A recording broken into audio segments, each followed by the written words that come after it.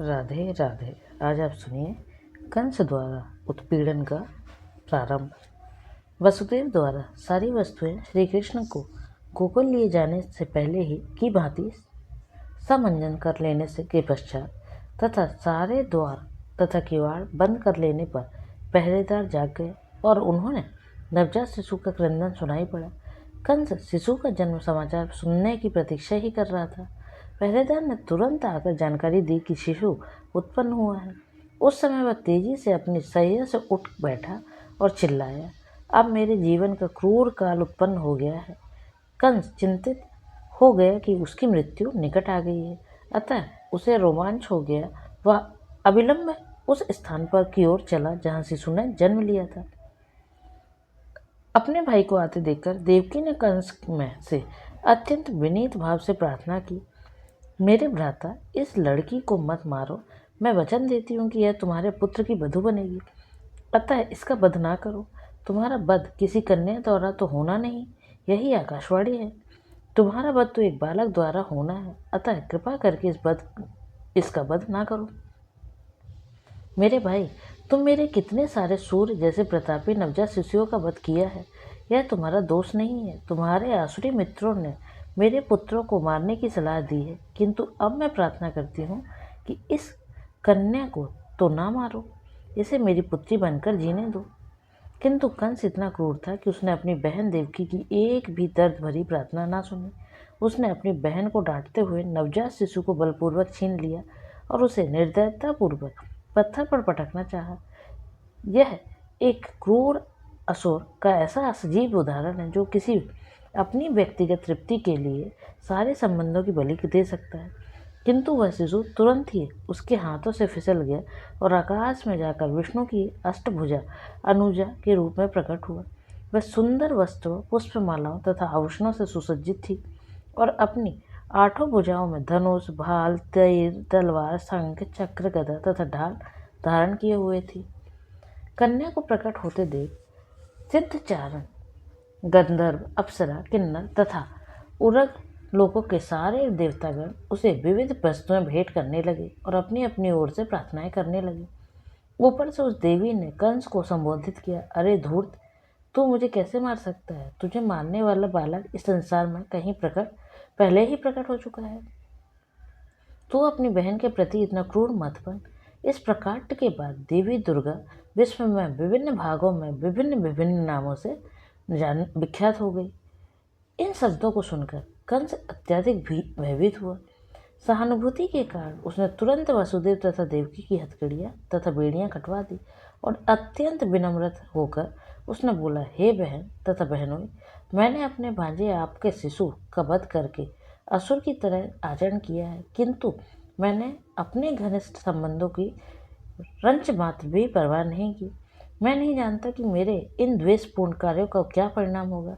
संभवतः मुझे नरक का भोग करना पड़े, जहाँ ब्रह्म हत्या करने वाले भेजे जाते हैं। किंतु मैं विस्मित हूँ कि आकाशवाणी सच नहीं उतरी। असत्य प्रचार केवल मानव समाज का तक ही सीमित नहीं है। अब तो ऐसा प्रतीत होता है कि स्वर्ग के देवता भी असत्य भाषण करते हैं।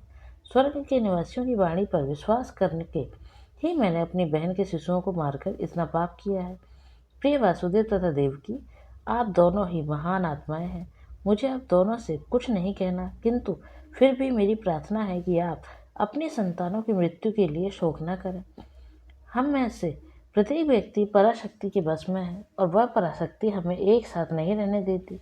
हमें कालक्रम में अपने मित्रों तथा परिजनों से विलग होना पड़ता है, किंतु हमें यह निश्चित रूप से जान लेना चाहिए कि विभिन्न भौतिक शरीरों के न रहने पर भी आत्मा अक्षत रूप में निरंतर बनी रहती है। उदाहरणार्थ, मिट्टी के अनेक पात्र हैं, वे पहले बनाए जाते हैं और फिर तोड़े जाते हैं, किंतु तो भी मिट्टी सदा मिट्टी ही रहती है। इसी प्रकार विभिन्न परिस्थितियों में आत्मा के शरीर बनाए और बिगाड़े जाते रहते हैं, किंतु आत्मा शाश्वत रह जाती है, अतः शोक करने की कोई बात नहीं है। प्रत्येक व्यक्ति को समझना चाहिए कि यह भौतिक शरीर आत्मा से भिन्न है और जब तक कोई इसे समझ नहीं लेता तब तक उसे देहांतर प्रक्रिया स्वीकार करनी होती है। मेरी बहन देवकी, आप इतनी सुशील तथा दयालु हो, कृपा मुझे क्षमा कर दें। मैंने आपकी संतानों का जो वध किया है, आप उसकी मृत्यु से शोक संतप्त ना हो। वास्तव में यह सब मैंने नहीं किया, क्योंकि ये सब पूर्व निर्धारित कार्यकलाप है। मनुष्य को पूर्व निर्धारित योजना के अनुसार कर्म करना होता है, भले ही वह अनिच्छा से क्यों न करे। लोगों की भ्रामक धारणा है कि शरीर की मृत्यु के साथ आत्मा भी नष्ट हो जाती है, अथवा वे सोचते हैं कि एक प्राणी दूसरे का वध कर सकता है। इन भ्रांत धारणाओं के कारण मनुष्य को संसार की परिस्थितियों को स्वीकार करना पड़ता है। दूसरे शब्दों में, जब तक आत्मा की नित्यता का दृढ़ विश्वास नहीं हो लेता, तब तक मनुष्य हंता तथा हन्यमान का कष्ट भोगता रहता है। हे मेरी बहन देवकी तथा बहनोई वासुदेव, मैंने आप लोगों के प्रति जो अत्याचार किए हैं उसे क्षमा कर दें। मैं क्षुद्र हृदय हूँ और आप इतने विशाल हृदय हैं, अतः मेरे ऊपर दया दिखाएं और मुझे क्षमा करें। जब कंस इस प्रकार अपनी बहन तथा बहनोई से बातें कर रहा था, तो उसकी आंखों से आंसुओं की धारा बहने लगी और वह अनेक उनके चरणों पर गिर पड़ा। कंस ने जिस दुर्गा देवी को मारने का प्रयत्न किया था, उसी के वचनों पर विश्वास करते हुए उसने अपने बहनोई तथा बहन को तुरंत बंधन मुक्त कर दिया। उसने स्वयं उनकी हथकड़ियाँ खोल दी और उनके प्रति परिवार के एक सदस्य की भांति वह सहानुभूति दिखाने लगा। जब देवकी ने अपने भाई को इस तरह तक पश्चाताप करते देखा, तो वे शांत हो गई और अपने संतानों के प्रति किए गए सारे अत्याचारों को भूल गई। वसुदेव भी विकट घटनाओं को विस्मरण करते हुए अपने साले से हंसकर बोले, हे भाग्यशाली साले, तुम भौतिक शरीर वाले तथा आत्मा के विषय में जो कुछ कह रहे हो वह बिल्कुल ठीक है। प्रत्येक जीवात्मा जन्म से अज्ञानी और वह अपने आप को भौतिक शरीर समझ बैठता है। यह जीवात्मा बुद्धि अज्ञान जनित है और इसी अज्ञानता के आधार पर हम शत्रु तथा मित्रता पैदा करते हैं। शोक, हर्ष, भय, ईर्ष्या, लोभ, मोह और तथा उन्माद हमारी देहात्म बुद्धि के विभिन्न पक्ष हैं। इस प्रकार से प्रभावित मनुष्य भौतिक देह के कारण ही शत्रुता में प्रवृत्त होता है। ऐसे कार्यों में लग जाने के कारण हम श्री भगवान के से अपना शाश्वत संबंध भूल जाते हैं। वसुदेव ने कंस की उदारता का लाभ उठाकर उसे बताया कि उसके नास्तिक कार्यकलाप की भी, जैसे कि भौतिक शरीर को दुख समझ लेना, इसी देहात्म बुद्धि से जन्म है। जब वसुदेव ने कंस से इस प्रकार ज्ञानप्रद बातें की, तो वह अत्यधिक प्रसन्न हुआ और इससे अपने भांजों को मारने का अपराध भावना कुछ कम हुई। अपनी बहन देवकी तथा बहनोई वसुदेव से आज्ञा लेकर वह शांत चित्त अपने घर लौट आया। किंतु दूसरे ही दिन कंस ने सारे मंत्रियों को बुलाकर उनसे विगत रात्रि के में कुछ घटा हुआ था यह कह सुनाया था।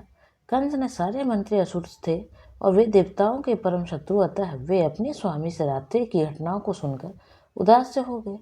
अधिक अनुभवी या विद्वान न होने पर भी वे कंस को इस तरह सलाह देने लगे, श्रीमान, हमें चाहिए कि सारे नगरों, कस्बों, गांवों तथा गोचरों में विगत 10 दिन में जितने बालक उत्पन्न हुए हैं, उनको सबको मार दिए जाने का प्रबंध करें।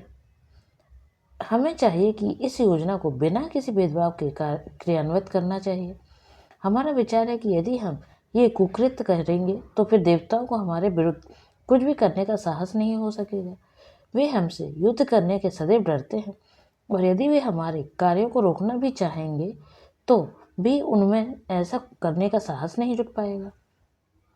आपके धनुष की अपार शक्ति से वे भयभीत रहते हैं। निसंदेह हमें इसका अनुभव है कि जब जब युद्ध के लिए सन्नद्ध होकर आपने उन पर बाणों की वर्षा की है, तब तब वे अपने प्राणों की रक्षा करने के लिए चारों दिशाओं में भागे भागे फिरे हैं।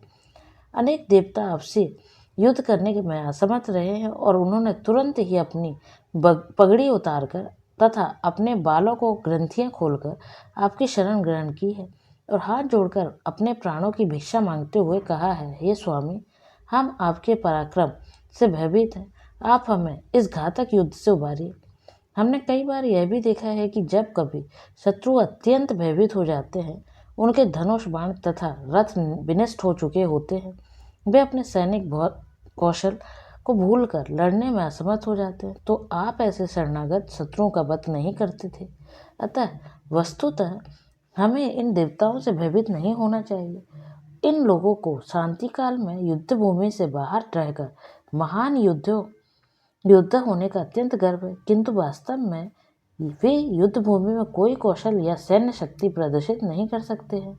यद्यपि इंद्र समेत भगवान विष्णु, शिव जी तथा ब्रह्मा जी इनकी सहायता के लिए सदैव उद्यत रहते हैं, किंतु हमें इनसे डरने का कोई कारण नहीं है।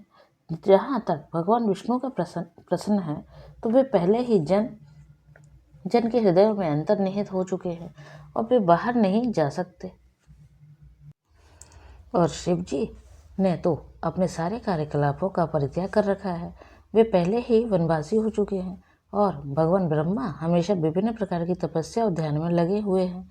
इंद्र तो आपकी शक्ति के समक्ष तिनके जैसा है, अतः हमें इन देवताओं से डरने की कोई बात नहीं, किंतु हमें असावधान भी नहीं रहना है, क्योंकि देवता हमारे कट्टर शत्रु हैं। हमें अपनी रक्षा करने के लिए सावधान रहना चाहिए। उनको समूल नष्ट करने के लिए हमें आपकी सेवा करनी चाहिए और आपकी आज्ञा के पालन के लिए सदैव सम्मत रहना चाहिए। असुरों के आगे कहा, यदि शरीर में कोई रोग हो और उसकी परवाह ना की जाए तो वह असाध्य बन जाता है। इसी प्रकार यदि इंद्रियों को छूट दे दी जाए तो उनको बस में कर पाना दुष्कर हो जाता है। अतः हमें इन देवताओं से सदैव सावधान रहना चाहिए, अन्यथा ये दवाएं नहीं दबेंगे। देवताओं की आधारभूत शक्ति तो भगवान विष्णु हैं। सारे धर्मों का चरम लक्ष्य उन्हें ही प्रसन्न करता है। वैदिक आदेश, ब्राह्मण, गाय, तप, त्याग, दान, पुण्य, ये सारे कृत्य भगवान विष्णु को प्रसन्न करने के लिए हैं। अतः हमें चाहिए कि हम तुरंत ही उन सारे ब्राह्मणों का जो वैदिक ज्ञान की निधि है तथा उन ऋषियों का वध करना प्रारंभ कर दें जो अनुष्ठान कार्यों को संपन्न करने में लगे हुए हैं। हमें सारी गायों का वध कर देना चाहिए जो माखन की स्रोत है, ताकि यज्ञ के लिए घी ना मिल सके। कृपया हमें इस समस्त प्राणियों का वध करने की अनुमति प्रदान करें। वास्तव में ब्राह्मण, गाय, वैदिक ज्ञान, तपस्या, सत्य, इंद्रिय तथा मन का संयम, स्वामी भक्ति, दान, सहिष्णुता तथा यज्ञ, ये ही भगवान विष्णु के दिव्य शरीर के अंग स्वरूप हैं। भगवान विष्णु सबों के हृदय में विद्यमान है और वे शिव तथा ब्रह्मा सहित समस्त देवताओं के नायक हैं। मंत्रियों ने कहा, हमारे विचार से भगवान विष्णु को मारने के लिए समस्त ऋषियों तथा ब्राह्मणों को दंड दिया जाए। इस प्रकार असुर मंत्रियों द्वारा मंत्रणा किए जाने पर महाधूर्त कंस ने, जो सर्वभक्षी अनंत काल की हथकड़ी बेड़ियों में जकड़ा था, ब्राह्मणों तथा वैष्णवों को दंडित करने का निश्चय किया। उसने असुरों को आदेश दिया कि वे सभी साधु पुरुषों को सताए तथा तब तक अपने घर चला गया। कंस ने अनुयायी रजो तथा तमोगण के प्रभाव में आ गए और उनका एकमात्र कार्य बन गया साधु पुरुषों से शत्रुता करना। ऐसे कार्यों से मात्र जीवन अवधि घटती है। असुरों ने इस क्रिया को मानव त्वरित करके अपनी मृत्यु को बुलावा दे दिया। साधु पुरुषों को दंडित करने का परिणाम केवल असामाजिक या असामयिक मृत्यु को ही नहीं होता, यह कार्य इतना घातक होता है कि दोषी व्यक्ति क्रमशः अपना सौंदर्य, अपना यश तथा धर्म खो देता है और उसके उच्च लोकों में जाने की प्रगति रुक जाती है। विविध प्रकार के मनोरथों के वशीभूत होकर ये असुर सभी प्रकार के शुभ कार्यों को क्षीण बना देते हैं।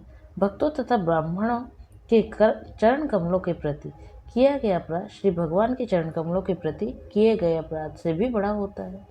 वह सभ्यता जो ऐसे पाप कर्म करती है, सामान्यतः श्री भगवान में श्रद्धा खो देती है और ऐसी ईश्वर विहीन सभ्यता मानव समाज में विपत्तियों का घर बन जाता है। इस प्रकार श्री कृष्ण के अंतर्गत कंस द्वारा उत्पीड़न का प्रारंभ नामक अध्याय के भक्ति वेदांत तात्पर्य पूर्ण हुआ। तो प्रेम से बोलिए राधे राधे।